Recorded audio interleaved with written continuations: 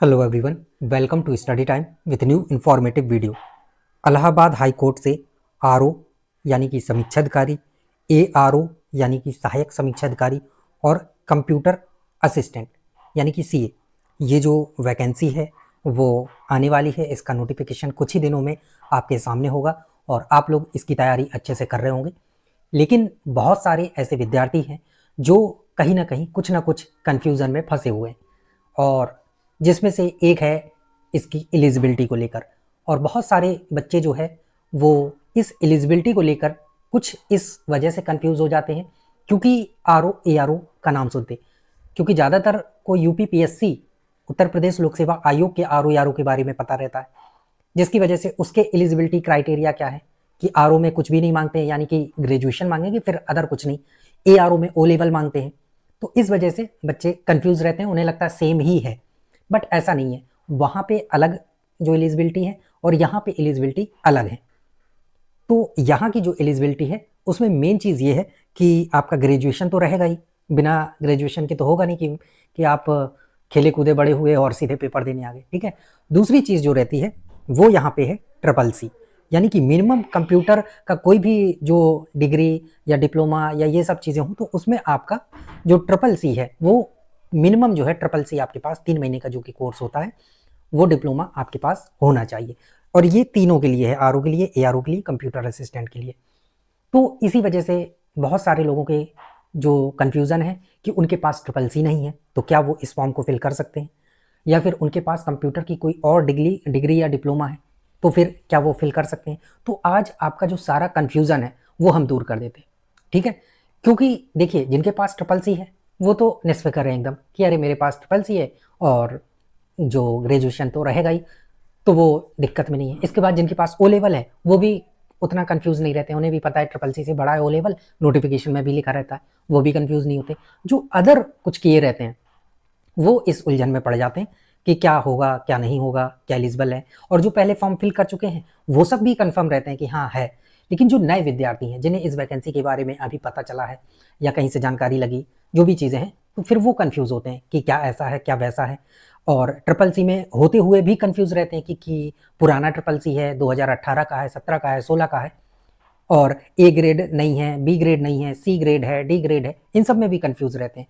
तो देखिए, टोटल और सीधी सी बात है कि आपने ग्रेजुएशन पास कर लिया हो, बस आपके पास मार्कशीट हो, आपके पास डिग्री डिप्लोमा जो है वो डिग्री आपके पास अभी ना हो तो वो डीवी में लगेगी, ठीक है। पहली चीज़ ये है कि आप पास किए हो, फाइनल कंप्लीट हो, ये ना हो कि आपका एक सेमेस्टर में बैक लगा हो, या आपको अभी फाइनल ही ना हो पाया हो, या अभी अपियर हो, तो ये सब नहीं चलेगा। Final graduation.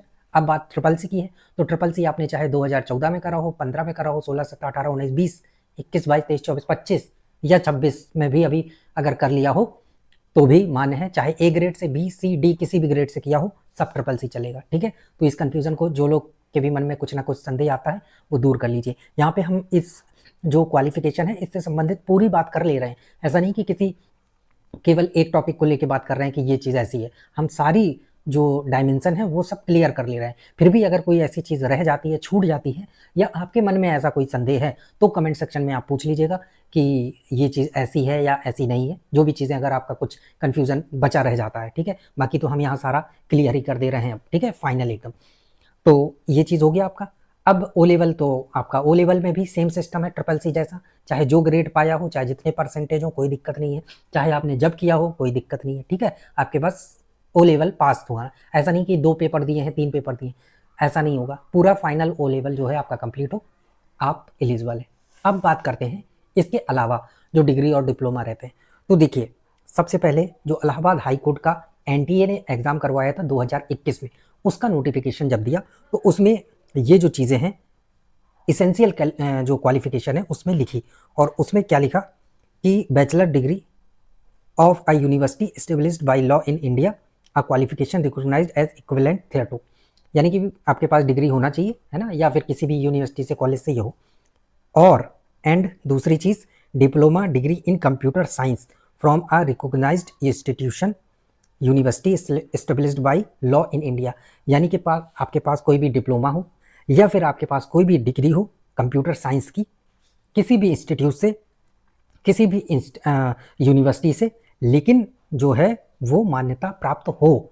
ऐसा ना हो आप किसी भी इंस्टीट्यूट देखें तो बस सोचे कि अरे मोहल्ले के बगल में गली में चौथी जो दुकान में है उसमें कंप्यूटर का खोले और 4 ठो कंप्यूटर धरे, 1 ठो कीबोर्ड धरे, तो उसी से कर लेते हैं और वो आपको बना के दे देगा कि प्रमाण पत्र 6 महीने का कोर्स इन्होंने संपन्न किया। वो नहीं चलेगा, ठीक है, उस चीज़ को समझिएगा। तो जो लोग अगर इस कन्फ्यूज़न में हो, कहीं ना कहीं उनके मन में हो कि मेरे पास ये है, क्या कहते हैं, जय बजरंगबली कंप्यूटर सेंटर, इसका प्रमाण पत्र, वो नहीं चलेगा ना, वहाँ बजरंगबली आपके काम आएंगे। इस बात का ध्यान रखिएगा, ठीक है, वरना आयोग यानी कि हाई कोर्ट हनुमान जी का गदा चुड़ा के आपको वहीं उसी गधे से मारेगा, ठीक है। तो ये चीज़ समझ गए होंगे आप। इसके बाद यहाँ पे क्या लिखा है कि O level certificate awarded by NIELIT DOEACC society, जिसको नाइलेट या डॉयक एक ही चीज़ है। तो ओ लेवल का आपके पास सर्टिफिकेट है तो आप एलिजिबल हैं, ठीक है। और ओ लेवल से संबंधित सारी चीज़ें बता दी हैं, कब का हो, क्या, कैसे, सारी चीज़ें, ठीक। डिप्लोमा और डिग्री में एक कन्फ्यूज़न आपका ये भी रहता है कि हमने बीटेक किया है, हमने एमटेक किया है, हमने बीएससी किया है, हमने बीसीए किया है। तो डिग्री में आपके पास जो होनी चाहिए वो देखिए साफ साफ यहाँ पे लिखा है कि डिग्री इन कंप्यूटर साइंस, ना कि अनदर किसी चीज़ में, ठीक है। कंप्यूटर साइंस में आपकी डिग्री हो, जैसे आपने बीसीए किया हो तो ये क्या है, बैचलर ऑफ कंप्यूटर एप्लीकेशन। आपने बीटेक किया लेकिन किस चीज़ से, आपने किया कंप्यूटर साइंस से या आईटी, है ना, उससे किया, इंफॉर्मेशन टेक्नोलॉजी, ना कि आप मैकेनिकल से कर लिए, आप और भी होती हैं जो, है ना, उन ब्रांचेस से किए। तो अदर जो ब्रांच हैं आपकी, फिटर वगैरह जो भी होती हों ज़्यादा, तो उन सब का मान्य नहीं है।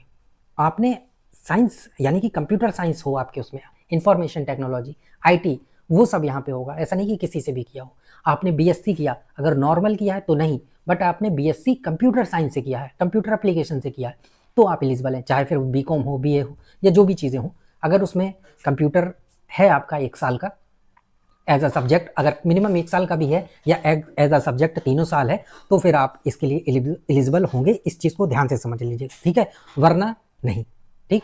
बाकी आपकी स्वेच्छा है, अगर आप फॉर्म भरना चाहते हैं भर दीजिएगा, आपको एक्सपीरियंस मिल जाएगा और देख लीजिएगा अपना अनुभव। 1000 रुपये जो भी फीस लगे, 800-900 इस बार जितनी भी करें, और अपना अनुभव देख लीजिएगा जैसा हो।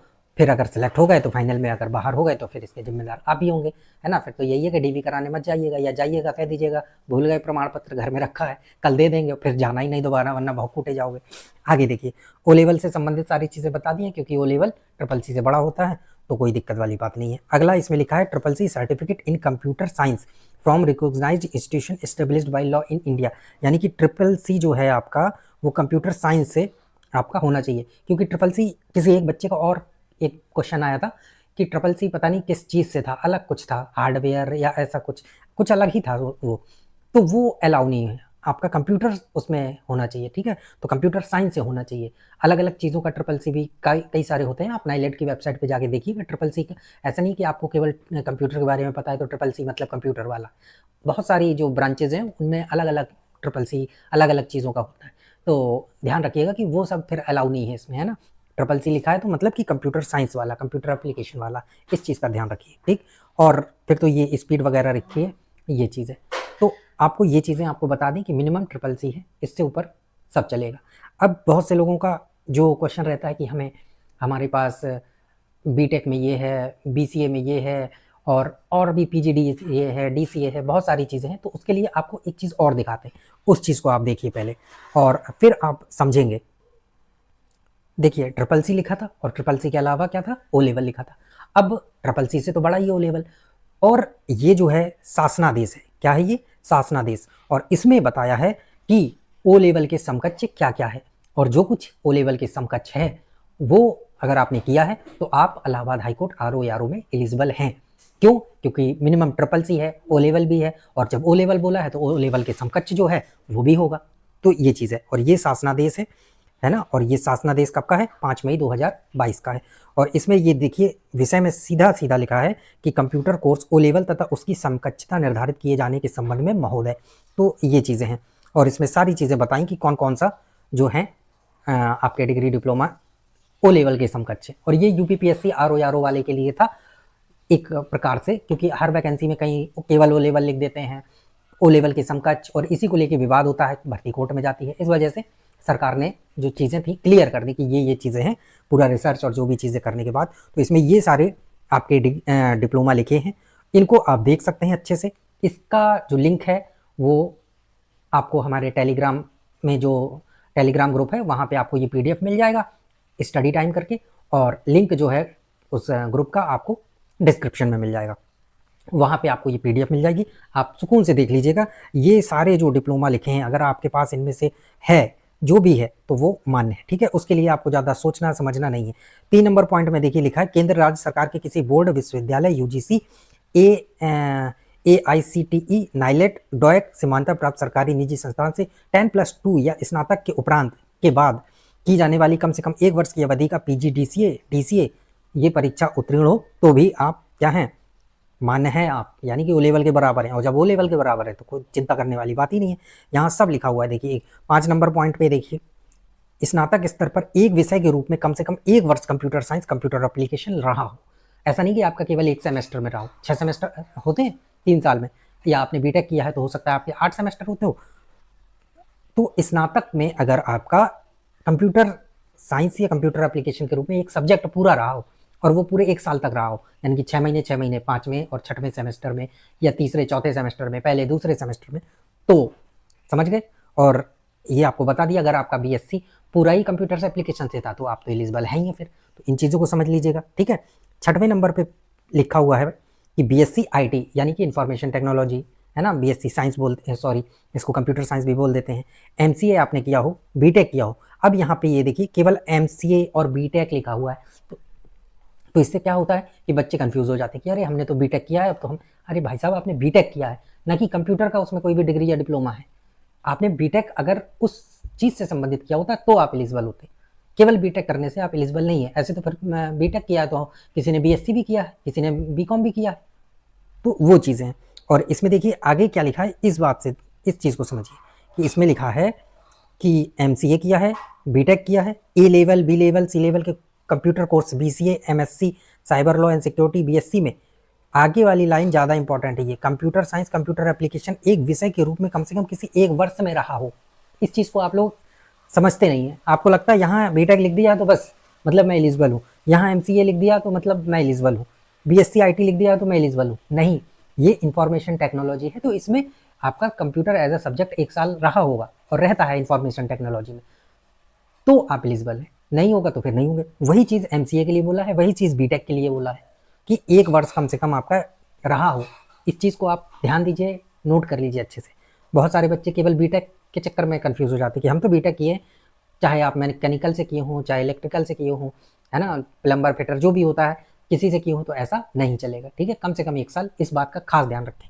बाकी ऊपर जो डिग्री डिप्लोमा और थे वो आपको दिखाई दिए थे, तो बाकी तो ज़्यादा कुछ खास ऐसा है नहीं है। बाकी आप देख लीजिएगा, आप अगर आपने कोपा किया है, अदर कोई भी चीज़ है, तो कंप्यूटर का कुल मिला के वो चीज़ है।